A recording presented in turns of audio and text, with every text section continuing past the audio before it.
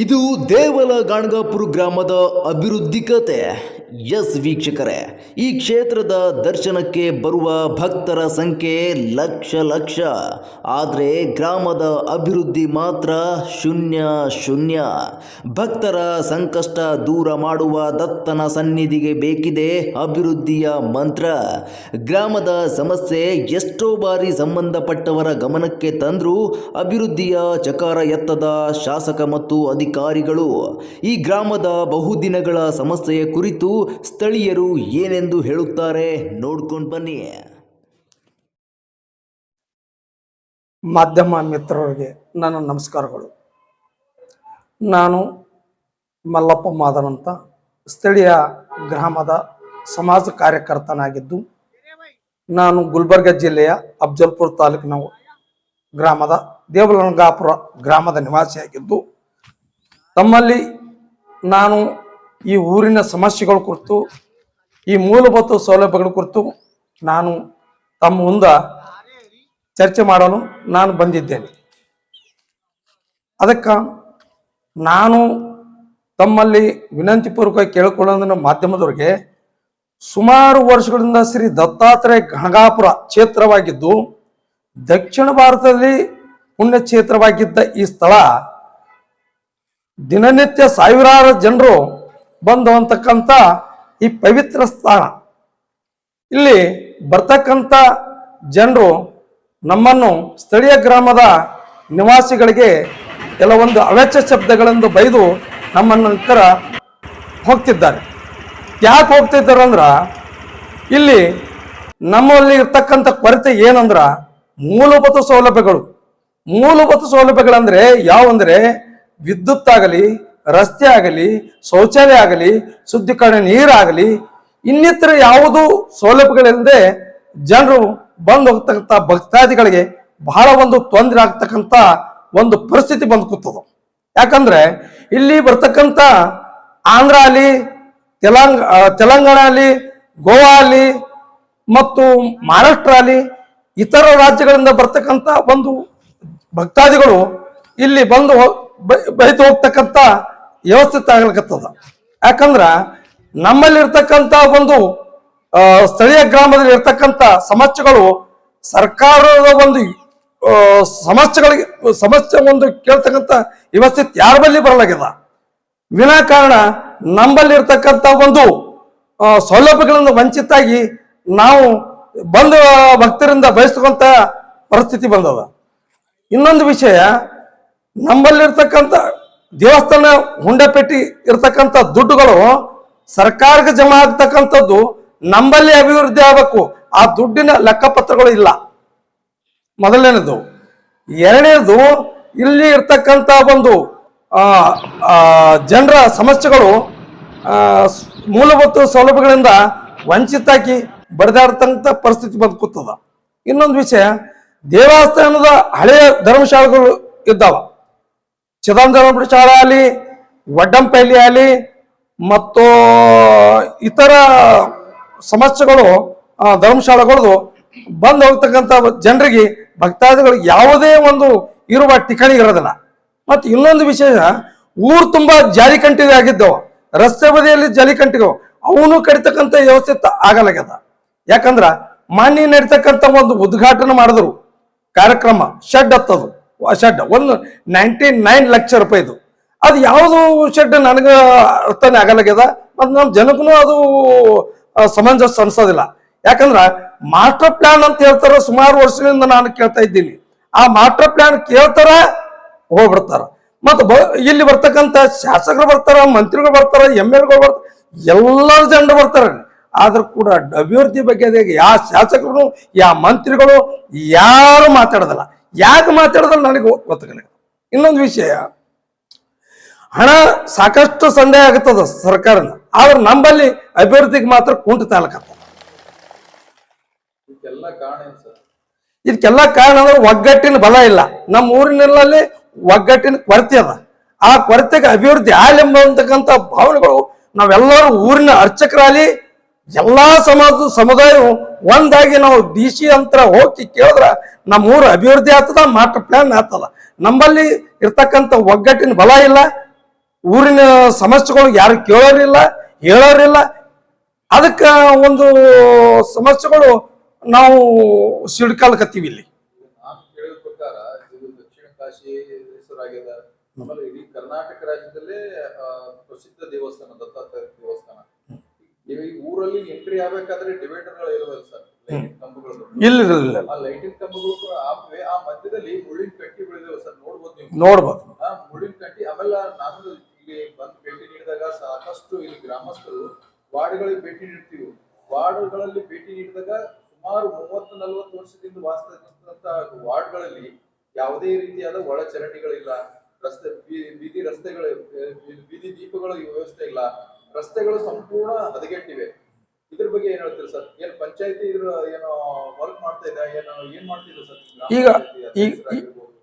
ಈಗ ಒಂದ್ ಮಾತು ಹೇಳ್ತೀನಿ.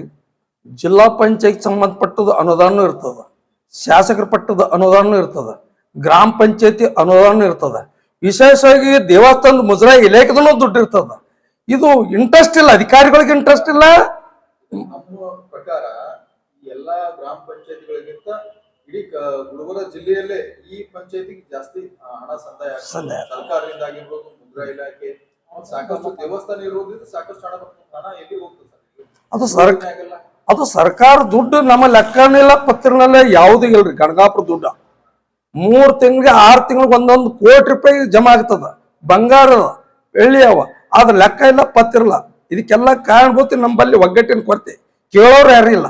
ಆ ಪರಿಸ್ಥಿತಿ ಬಂದು ಕೂತದ. ಅದಕ್ಕೆ ನಾನು ಈ ಮಾಧ್ಯಮ ಮುಖಾಂತರ ತಮ್ಮಲ್ಲಿ ರಿಕ್ವೆಸ್ಟ್ ಮಾಡ್ತಾ ಇದ್ದೀನಿ, ಪ್ರಚಾರ ಮಾಡಿದ್ರೆ ಮುಂದಿನ ದಿನಗಳಲ್ಲಿ ನಮ್ಮ ಊರಿನ ಜನ ಕಲ್ತು DC ಅವರಿಗೆ ಭೇಟಿ ಆಗ್ಲಿಕ್ಕೆ ಅನುಕೂಲ ಮಾಡಿಕೊಟ್ಟ ಆತಂತ ನಾನು ತಮ್ಮಲ್ಲಿ ಅಂಕರ್ ಒಂದು ತಿಳ್ಕೊಳ್ತೀನಿ.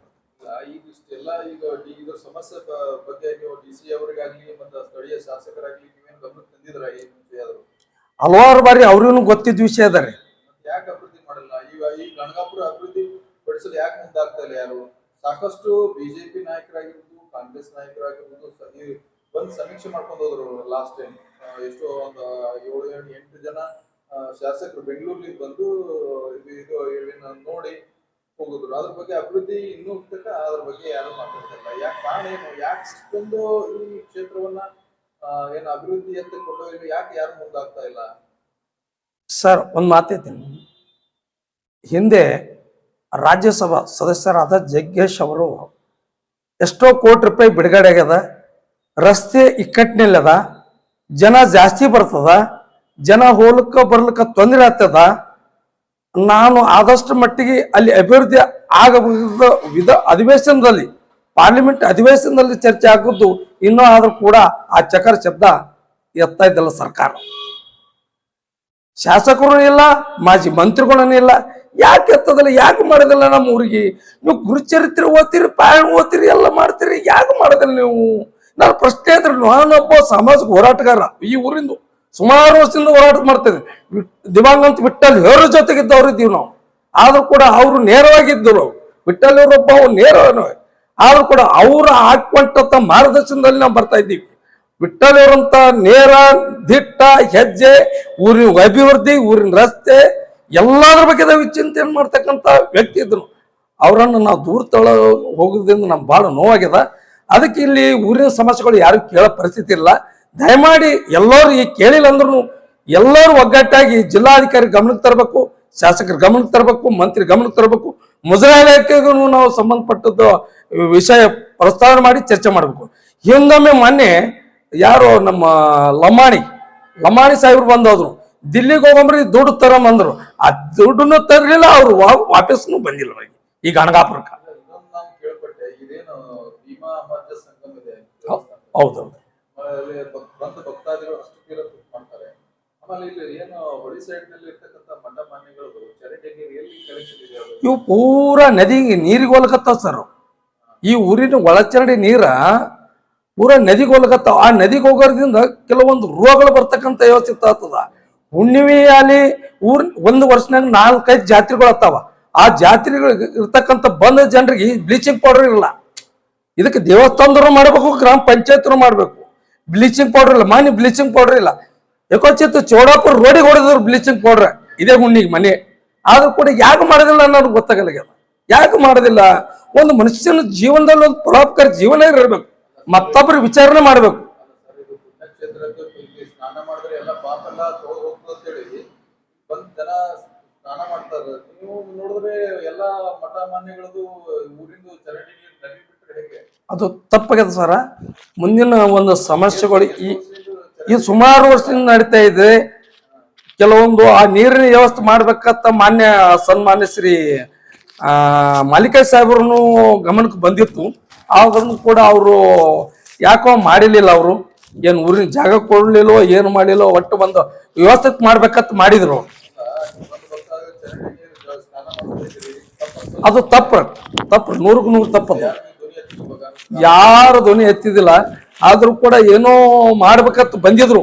ಅದು ಯಾಕೆ ಮಾಡ್ತಾರೆ, ಅಭಿವೃದ್ಧಿ ಕೈ ಎತ್ತಾರ ಮತ್ತೆ ಸ್ಟಾಪ್ ಆಗ್ಬಿಡುತ್ತೆ. ಯಾಕೆ ಬಂದಾತ ನನ್ಗೆ ಗೊತ್ತಾಗಲಿದ್ರಿ ಈ ಊರಿಂದು ಅಂತಾರೆ ಹೇಳ್ತಾರ.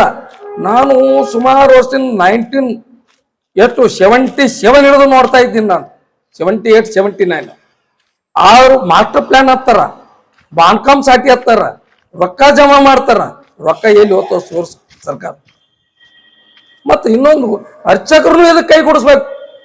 ಸರ್ಕಾರ ಮತ್ತು ಅರ್ಚಕರ ಮಧ್ಯೆ ನಡೀತಕ್ಕಂಥ ಒಂದು ಕೋರ್ಟ್ನಲ್ಲಿ ನಡೀತದ, ಕೇಸ್ ನಡೀತದ ಅಂತ ಹೇಳ್ತಾರ. ಮಠದ ಅವ್ರು ಹೇಳ್ತಾರ, ದೇವಸ್ಥಾನದಂತ ಸರ್ಕಾರ ಹೇಳ್ತದ. ಈ ಮಧ್ಯದಲ್ಲಿ ಅಭಿವೃದ್ಧಿ ಆಗಲಾಗ್ಯದ ಕ್ವಶನ್ ಮಾರ್ಕ್ ನಂತರ. ಸರ ಇನ್ನೊಂದು ವಿಷಯ, ಅಲ್ಲಿ ಜನ ಇಲ್ಲಿ ತನ ಬಂದ್ರು, ಇಲ್ಲಿ ಶೌಚಾಲಯ ಇಲ್ಲ. ಎಷ್ಟೋ ಪಾಪ ಬಿ ಪಿ ಇರ್ತದ, ಶುಗರ್ ಇರ್ತದ, ನೀರಿನ ವ್ಯವಸ್ಥೆ ಇಲ್ಲ. ಇಂಟ್ರೋಲ್ ರಿಸೀವ್ ಮಾಡ್ಬೇಕಾದ್ರೆ ಎಲ್ಲಿ ಇರಲ್ರಿ. ಎಷ್ಟು ತಾಳ್ಕೊಂಡು ನಮಗೆ ಬೈದು ಹೋಗ್ತಿರ್ತಾರ. ನೆರಳಿರಲ್ಲ ಅವಕ್ಕ. ಪಾಪ ಬಂದ್ ಭಕ್ತರಿಗೆ ಎಷ್ಟು ನಮ್ಗೆ ಶಾಪ ಮಾಡಿ ಹೋಗ್ತಾರ, ನಮಗೆ ಭಯಂಕರ ಬೈದು ಹೋಗ್ತಾರ. ಅದ್ರ ಕೂಡ ಇದು ವಿಚಾರ ಯಾಕೆ ಮಾಡೋದ್ರ? ಬರೀ ದುಡ್ಡಿಗೆ ಬೆನ್ನತ್ತಾರ. ಹ್ಯಾಂಗ ದುಡ್ಡು ಶಾಶ್ವತಾಗಿರ್ತದ? ನಂದು ಕ್ವಶನ್ ಮಾರ್ಕ್ ಅದ ರೀ. ಅಭಿವೃದ್ಧಿ ಅಂದ್ರೆ ಮಾಸ್ಟರ್ ಪ್ಲಾನ್ ಬೇಕು. ಮಾಸ್ಟರ್ ಪ್ಲಾನ್ ಆದ್ರ, ಅಭಿವೃದ್ಧಿ ಆದ್ರ, ಆ ಒಂದ್ ವೇಳೆ ಮನೆಗಳು ತೆರವುಗೊಳಿಸ್ಬೇಕಾದ್ರ ಅವ್ರಿಗೆ ಪರಿಹಾರಧನ ಸಿಗ್ಬೇಕು ಫಸ್ಟ್. ಮತ್ತೆ ಇನ್ನೊಂದು ಕಾಂಪ್ಲೆಕ್ಸ್ಗಳು ಆಗ್ಬೇಕು. ದೇವಸ್ಥಾನ ಕಾಂಪ್ಲೆಕ್ಸ್ ಆಗ್ಬೇಕು. ಮತ್ತ ಇನ್ನೊಂದು ರಸ್ತೆ ಅಗಲೀಕರಣ ಆಗ್ಬೇಕು. ಬರವರ್ತ ಇಕ್ಕಟ್ಟು ಪರಿಸ್ಥಿತಿ ಬಹಳ ಜನ ಜಾಸ್ತಿ ಬರ್ತದ. ಆದ್ರೆ ಇಕ್ಕಟ್ಟು ಆಗ್ಲಕತ್ತದ, ಜನಕ್ಕೆ ತೊಂದರೆ ಆಗ್ಲಕತ್ತದ. ಅದಕ್ಕೆ ಸರ್ಕಾರ ಎಚ್ಚರ ಮಾಡಿ ಇದಕ್ಕೆ ಅಭಿವೃದ್ಧಿಗೆ ಒತ್ತು ಕೊಡ್ಬೇಕಂತ ನಂದೊಂದು ಮನವಿ. ಮುಂದಿನ ನಡುವೆ ಮಾನ್ಯ ಜಿಲ್ಲಾಧಿಕಾರಿಗಳು ಮತ್ತು ಮಾನ್ಯ ಎಂ ಪಾಟೀಲ್ ಗಮನಕ್ಕೆ ಬರ್ಬೇಕಂತ ನಂದು ವಿಚಾರ.